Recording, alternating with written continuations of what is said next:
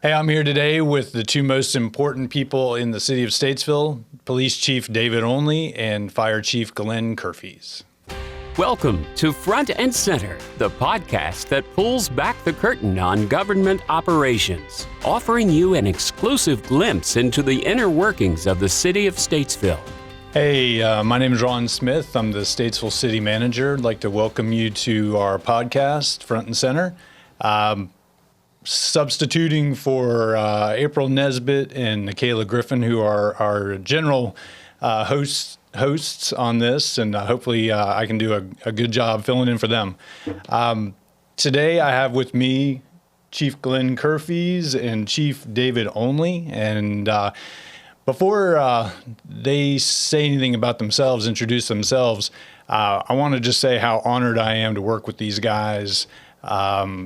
What they do every day, what they're part of the bigger organization does every day, keeps the city safe from both a personal and from a property standpoint. I work with these guys closely, and I can't tell you how dedicated they are to their jobs, and everybody in Statesville is in great hands. So with those platitudes, Chief, you want to introduce yourself? Tell us a little bit about you. I appreciate the comments, Ron. I'm Chief Glenn Kurfees, been with the Statesville Fire Department now for 19 years. Have been the fire chief coming up on a year. In July the 10th will be my year. I became the deputy chief in 2020, worked my way up through the ranks.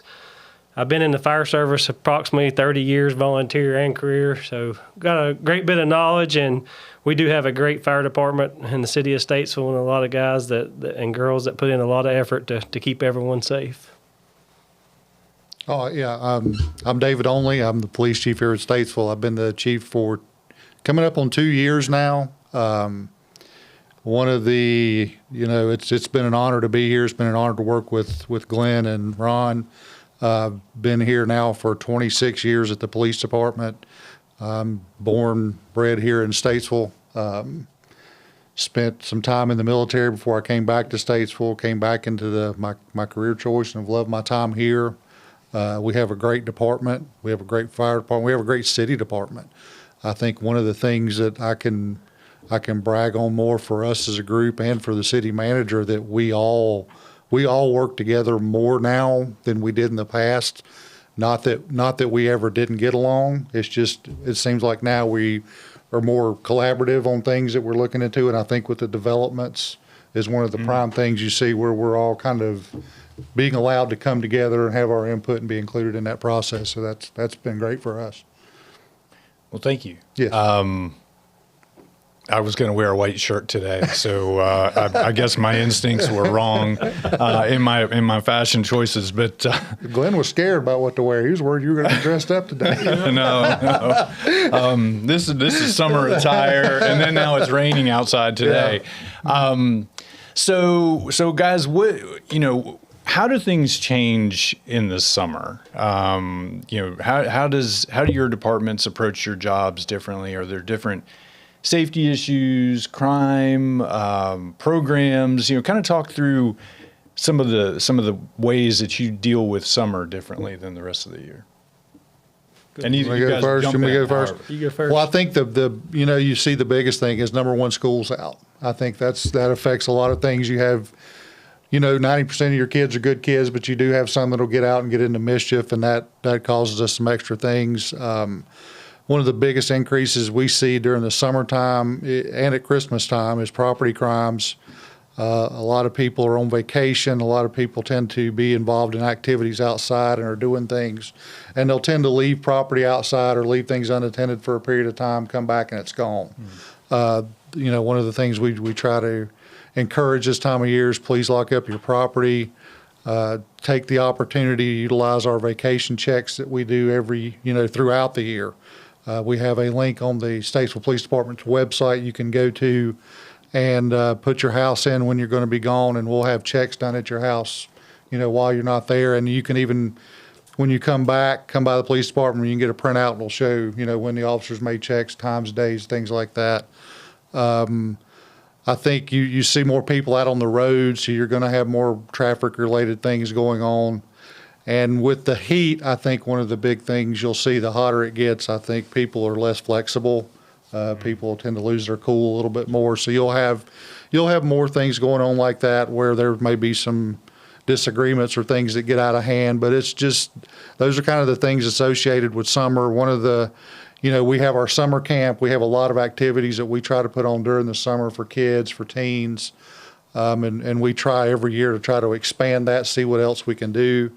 With the kids being out of school, it does also give us the opportunity for our SROs who are out of school to kind of stay involved with kids during this time of year, to go out and put on programs, be more involved, have them downtown walking some, things like that, to get them out in the community.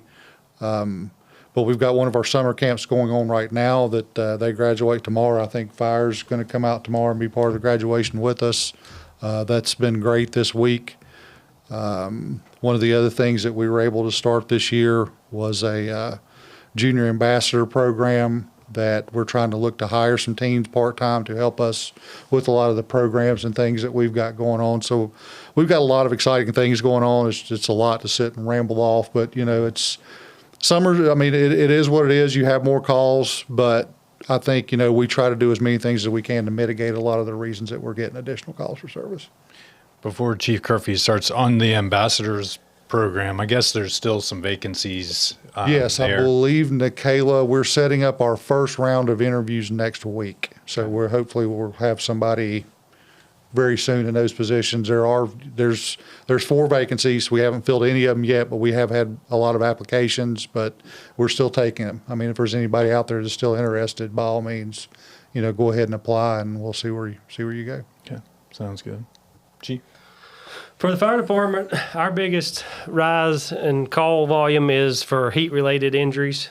Folks are not staying hydrated. They're not wearing appropriate clothing when they're outside working. So we do see an increase in heat exposure calls in the summertime, as well as, we want to reinforce water safety, because a lot of folks are at the pools, they're out at the lake, different places. Make sure that you're a good swimmer. Make sure that if not, you're wearing some type of life safety vest, because the last thing we want to do is go pick up some kid that's been drowning. So we want to make sure that we're reinforcing that. And as Chief Onley said, we do get involved with a lot of summer camps. The PD summer camp come by the other day and toured the new station. We are going out tomorrow and wetting them down and playing kickball with them. So we try to get our guys and girls involved with those. And then, a lot of the schools have summertime programs. We was at MB Mills last week and wet those kids down for their field day. And our fire marshal's office stays busy. They go to those camps and talk about fire safety and different tips for the home. So Our more involvement in the schools is when school's in, but in the summertime we do get involved in the summer camps, and as the PD has their community days, we've got involved with that. That's something we've just really picked up in the past couple of years. Before it was kind of the PD did it and we just was there, but now we're involved with it, helping them try to be involved with our community. Okay, thank you. I think the biggest takeaway I'm taking from that is wet them down. I like that. I like that. They're excited. They love to be wet down after it's hot, and they get to stand underneath the fire truck. We use the deluge gun, so they really enjoy it. Oh yeah. So Chief Kurfees, you said something that I'm assuming that most people know this, but maybe not. The fire department, what's the breakdown roughly of fire calls versus medical calls? Because people, that's something that people probably need to know a little bit more about. It is. A lot of folks don't know all the services that we do offer. They think that we run medical calls or just fire calls. So we did do a public safety camp this year, and we hope to get more of the public involved in that. But actual fire calls of our percentage is about 2.6% of our call volume. Medical call is around 68 to 70%. We run 68 to 70% of our call are medical calls.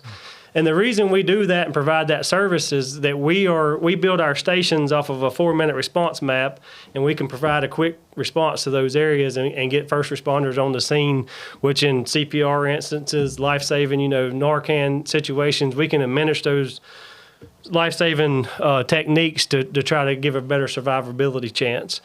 And then the rest of our calls equates for false alarms, fire alarms, traffic accidents. We do smoke detector installations, hazmat calls. So But medical is our biggest call volume, and that's where we see that increase in the summertime with the heat-related injuries.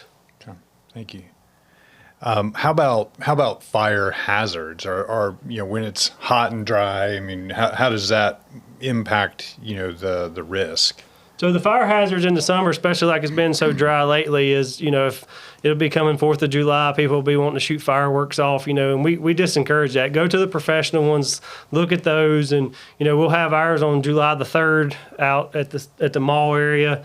And, we'll have trucks on standby there and a brush truck from Cool Springs there to make sure that if there's any fires that we can put them out. But you want to make sure you're not doing stuff. We do allow not open burning, but fire pits in the city. The small ones, our standard is 3x2 fires. It's got to be a small fire. You can only burn wood and leaves, stuff like that. It's got to be a natural.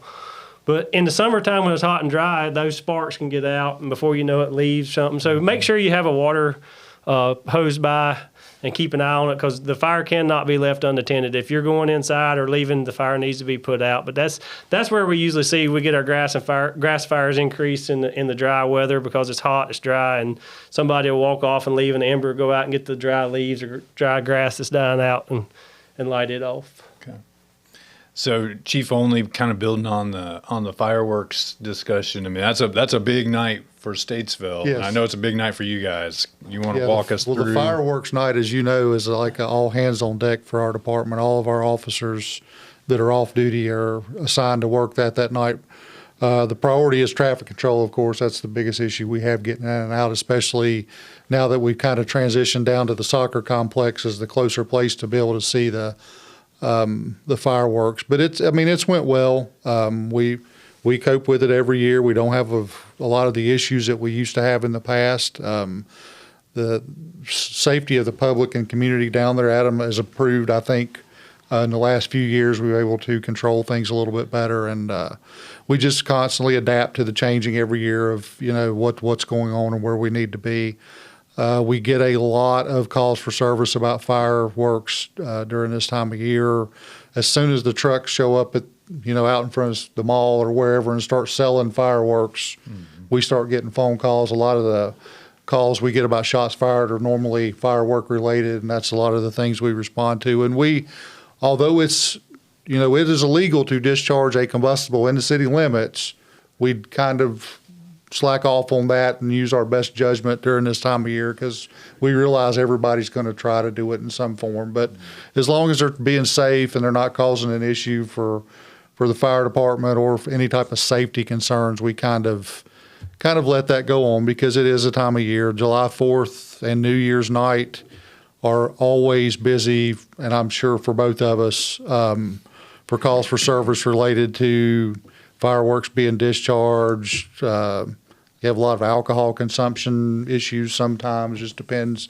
Really depends on the day of the week that it falls into. Hopefully this year, with it being on a Thursday night, it won't be as bad, since Ron's going to make us be back in on Friday to work. But we'll deal with it as it comes. But it's a busy time of year. Summer's busy. It's busy for us on a lot of different levels, and that's just one of the things we know is coming, and we plan for it and cope with it. Well, speaking of busy, I kind of want to go. You mentioned growth and work, us all working together more, and in fact, this afternoon, you guys know, we're going to be talking about a big development that's coming in. We put a lot of time and effort into preparing for these things, but just in general, the organic growth that we've seen over the last few years, how's that affected y'all? As far as calls, your staffing. We talk about it all the time, but what would you tell the folks listening to this? How's that affecting you? So far as the fire response, as the city grows, we've got to continuously provide fire protection, and we're looking at ways that we can combat that, because we can't pop a fire station up on every corner, but we got to make sure that we're providing the same service throughout the city. And last year, for instance, we ran 6,350 calls, and that was a total year. Well, as of June 1st this year, we're at 2,900 already. So we're halfway before, within 5 months of of this year. So we're going to far exceed the 6,300 that we ran last year. And like we talked about earlier, it's not just those fire calls, it's those medical calls. And as you build developments, there's more houses, there's more people, and then that's where our response comes from. And the way we build our stations, it covers a response area, but we might have 2 calls in the same development at the same time. So we're bringing another engine from a different area over to cover that response. So we have to strategically plan for these developments and say, hey, this is going to be outside our response area, or when we're looking at this number of houses, one apparatus is not going to be able to cover that all the time. So we've got to figure out only not our initial response, but our effective response force. How many people do we got to have on that scene? Because if you got a CPR call and you're there for a while, you might need more than 4 folks for a medical call, or if you've got a mass casualty event. So it goes into that, and then it goes into the fire. If you got a fire, NFPA set standards, you need X number of folks on the scene. So we got to make sure that it's not just the initial call, but how long we're going to be there, how long we're going to be tied up, and making sure we're providing coverage to the rest of the city at the same time. Yeah, and I'm going to go back to it again, Ron. One of the things we have never been included before is these development plans. It's always been in the past that, things were developed, things were added to the city, and we just kind of dealt with it, and we're never part of the planning process, and that's making it better. But as the city grows, I think, for us, calls for service increase. And it's always odd to look at our calls for service because we always break them down in self-initiated and call-related. People calling in for any type of police service versus, officers getting out doing building checks, traffic stops, anything like that. So what you really see is the officer's ability to be able to do some of those self-initiated things, to go get out on, walk around and talk to neighbors, things like that, starts to diminish because we're tied up more on calls for service, just simply because of the population increase. And what I mentioned it before is traffic. I think everybody sees slowly traffic in the city is increasing, and that's going to be, that's going to keep coming with as we grow as a city. We're going to see that, and we just plan for it and kind of deal with it as it comes. But one of the other things too that I think we were able to show this year is our level of investigations. How many cases we have that are open that are assigned out to investigators have went up a tremendous amount over this last year. And again, that's not tied to crime increasing that much as it is to the population increasing that much. So the more people you have out there, the more opportunities there are for things to happen. And just being able to plan ahead, to get ready, to know things are coming, and to just kind of get prepared. We don't have the same type of issues that Chief Kurfees has, but we're able to move people around in cars a lot easier than fire trucks and buildings, and we just try to make sure we have adequate personnel, staffing, and equipment, and keep things going as we're going, and not try to get the officers too tied up where it's simply where all they're doing is running calls. Mm-hmm. And you want them to be able to have that time to do. We have other responsibilities I think people don't think about that we have to get done: serving warrants, serving subpoenas, just things like that you have to balance out in what we're doing on our activities daily. Okay, thank you. So the chiefs have alluded to development meetings that we have, and so Statesville's kind of new to this growth thing. In earnest, we've had activity in the past, but it's hit us like a tidal wave in the last year and a half, 2 years. But we're taking it very seriously, and we're taking it very seriously with the council, and they're taking it seriously. So we prepare for a lot of these larger developments. To understand what the service impact is going to be, understanding that there is a cost for development. And we're trying to figure out the best way to propose those increases or costs or whatever they are to the council and make sure that they're making decisions with their eyes wide open. So I'm pretty proud of everybody that's contributing to us doing that. It's a little easier said than done because the revenues always follow the needs. The service needs are there day one, and the revenues trickle in over time. So, eventually it begins to pay for itself, but it doesn't do it immediately. So, which is a challenge. Not on the front end. Yeah, exactly. Yeah. So y'all just finished the Public Safety Academy. You want to talk a little bit about that, and why the community would want to participate in that? Yeah, I'll let Chief Onley start because it's been their academy for years, and they was gracious enough to let us join in this year, and we was excited to be a part of it. And I'll piggyback on, let me say this as well. We have probably, since I've been here, the best working relationship with the fire department we've had in my time here. One of the things that Chief Kurfees and I kind of met and talked about day one is, we wanted to do a lot more things together. We had our yearly academy every year, our Citizens Academy, sometimes 2 a year, but we talked about, how can we expand it and bring on more things for public safety, and we talked about fire. We sat down. I think it's outstanding. I think one of the things that we were kind of guilty of in the past, there was a lot of boring sit-down classroom. Nobody wants to sit and watch PowerPoints all day, where now we're able to do a lot more hands-on with a little bit, kind of shortening our amount of time and then giving the fire their amount of time. We're able to get people a little bit more real world and seeing in what we do on a daily basis, from our dispatch center to our SROs, our community service officers, traffic, patrol, investigations. All of them have a part in that class each day, just to kind of give them their couple hours of, hey, this is just kind of a big macro view of what we do on a daily basis. And it's great for the community. It's great for our guys, again, because they're working together on these, putting these plans together.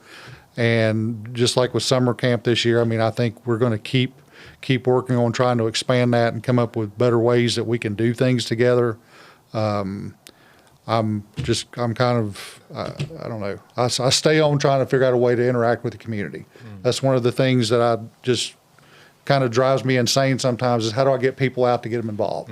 As you know, from community meetings, things like that, sometimes attendance is good, sometimes it's not. So it's like, what's that thing that we get out there? What can me and Glenn do to try to say, hey, what's that thing we can draw people in for? How do we get them in the door, to get them involved, to get them to understand what we're doing? And you do a great job of that, and that's not just lip service. That is a real thing for the PD. It's a little different with fire. It's not that interaction doesn't need to happen like it does in PD, but fire's always the good guy. and that's true. That's true. It is. But the efforts are there, and they're making a difference. And we've got examples of that. I don't know that we need to go into, but there are tangible impacts that have been made by those relationships that have been built, and I'm very proud of the chief and his department for doing that. Yes, Chief Onley does a great job, and all their folks do with interacting with the community, and I seen that as I was coming up through the ranks. That the police department's always got these camps and doing this, and the fire department really never did in Statesville. We had a few programs. We go out and teach in the 4th grade school classes, and that was about it. And we need to be more involved. We need to let folks know what we do, because we found out in this public safety camp, most of the citizens in there had no clue that we did hazmat response, that we did our airport rescue firefighting, that we've got a prop at the airport that we train on. We've got an airport rescue truck at the airport. We do trench rescue, confined space rescue. We have all that ability, swift water rescue. They had no clue that we done that. So that's what we aimed our part of the camp on, is not the fire and medical response, because that's easy to say, hey, we respond to fires and medical, but we showed them, we put them in harnesses. We lifted them in a confined space holder that we have at station for training. We put them in air packs. We put them in turnout gear, let them use the hose at the airport at our fire simulator. So I think it was great. Those folks enjoyed it. They had no clue that they thought, well, when we see a fire truck going down the road, they're going to rescue another cat. That's what one guy told me. He said, I see y'all going down the road. I think you're going to get another cat. But that's not all we do. And that's what I want folks to know, is that, when those guys come in, they're not just going to sit in a recliner or sit in a chair. They're going there, they're training, because we have so many certificates that we have to keep up, so many hours of training. For example, I pulled last year 19,000 hours of training for our department. That's what we racked up last year. And that's a large number, and try to run 6,300 calls at the same time. So we're trying to combat that and make sure that we're keeping up with our training, running our calls. But that camp showed these folks that, and I was gracious of the PD to let us join it, because we was talking about putting something together, but we didn't have enough to stretch out. Where combining, I think, helped them and us. and it showed both departments together, because we are truly, at the end of the day, we're truly together. We're public safety. You know, if we don't work together, then it's not going to go in the direction it should. So we're gracious for that, and I think it was a good impact. And you know, we was able to talk to folks, because a lot of times, folks, when you pull up in a fire truck at a medical call, why are you bringing a fire truck to a medical call? Well, the reason we do that is because when those folks clear, there could be a structure fire dispatch, and we wouldn't want to have to go back to the station and get the fire truck. It's the same thing when you see them at the grocery store, when you see them out eating. We're on shift 24/7. They don't get to clock out for lunch or go where they want for lunch. If they get a call while they're eating, they got to get up and go. So that's why they're always on that fire truck, to make sure that we're providing that service. And the other thing that we really needed to focus on too, nobody thinks about that when we have a serious call, 95% of the time it involves both of us. Both of our agencies are there working together in one form or the other. If it's a fire, if we have something serious going on, we're normally at those scenes together, and we should have, you know, a better working relationship and better knowledge of each other and what our responsibilities are. And I think that's helped during this process too. Well, I mean, there's, you know, the comment about going to pick up a cat. I mean, that's offensive, you know, because in all seriousness, I mean, recently we've had big events, you know, Yeah. I mean, standoffs, you know, there's shootings, you know, things of that nature. Those are serious. I mean, those are fire. yeah, the downtown fire. Yeah, I mean, when I showed up, which was late in the game at 3, 4, whatever o'clock it was, after the guy came to one of yours came to get me, and because I wasn't picking up my phone, but you know, that had been going on for an hour at least. You all put 1 million gallons of water into those buildings, but that took fire, it took police, it took, I don't know, I think there were 7 ladder trucks out there, you know, that morning or something along those lines. That's real deal stuff. When you got people shooting at you, and when you got your downtown, his words were, "Downtown's burning down." So I got dressed real quick. Yeah. You know, it's no joke. And Chief Onley's correct on that. You know, we got to have them to protect us for the fire protection, keep people from running over our trucks and that. And when they're at that shooting, we might not be there at the minute, but we're staging somewhere back. That way, if something happens to one of their officers or the victims, as soon as they can get the scene secure, we're going in to remove those victims or officer, whatever it may be. So, I mean, we do work constantly together. So it works out to be able to have that relationship. And you know, and Chief Onley can speak for it also, but as a police and fire chief, you're really never off. No. 24/7. City manager, same way. He was just Yeah. talking about getting a call at 3 o'clock in the morning, downtown's on fire. Yep. All 3 of us have a phone that's with us 24/7, and you know, we have folks underneath us that can answer, but at the end of the day, we're responsible for that department. Ron's responsible for the city. So it's a constant, and our guys are the same way. You know, if we have a fire and it's the shift working, we do a recall. We call people in. If they have a large incident, they'll call people in. So you know, you got to be committed to both of these departments and want to be able to help the folks. Well, And our guys know, just like you said, from a proximity standpoint, if we have something happen to an officer, it's more than likely that fire is going to be the first person there to show up to try to take care of them and help us get them out of there. And that's, and you know, some of the other things we're going to start doing, I think in the future, we've talked about is some of our training that we do in schools and things like that for active shooter, is start having them more involved about working with us for doing rescues out of situations. So there's a lot that we want to do going forward. I know it seems we've always got stuff going on, but that's in both of our minds, and we're working towards that, hopefully coming up soon, to just do some more training and things like that together. Well, guys, I appreciate, we could probably go on, you know, for a lot longer, but I appreciate everything you do, everything your departments do. Last thing I'll ask is, you know, if the public has questions or if they want to reach out, you know, what do you recommend as them, you know, for them to get in touch with you? As far as the fire department, the websites, there's a contact link to every administrator, the fire marshals, all those. Also, you know, our main number is 878-3425. It'll give you several different options. You can get any of the administrator, fire marshal's office, leave us. My cell phone's on a business card, and I'm not sure if it's on the website or not with city phone, but, you know, there's there's plenty of avenues. Send us a message, send a Facebook message, that'll get to us. Whatever, there's plenty of avenues, and we'll get back with you as quickly as possible. Yeah, the same thing. April, them have done a tremendous job with our Facebook and with our website and being able to access us. I think there's an email link for just about everybody in the police department. The numbers are on there. Our non-emergency number is 878-3406. Just call, and normally if you describe what your question is or what your problem is, they'll transition you to the right person. A lot of times you may end up on the phone with Chan Austin because he's kind of like our Swiss Army knife at the department, but we'll get you some help, and we'll try to work out a problem regardless of what it is. Just like I tell everybody, if you ever need anything, just give us a call. All right. Well, thanks again, guys, and to April and Nikayla, I hope this meets your standard. Thank you. Thank you. Tune in to the next episode as we share our dedication to transparency, public service, and governance, shining a spotlight on our commitment to keeping you well informed about all things City of Statesville.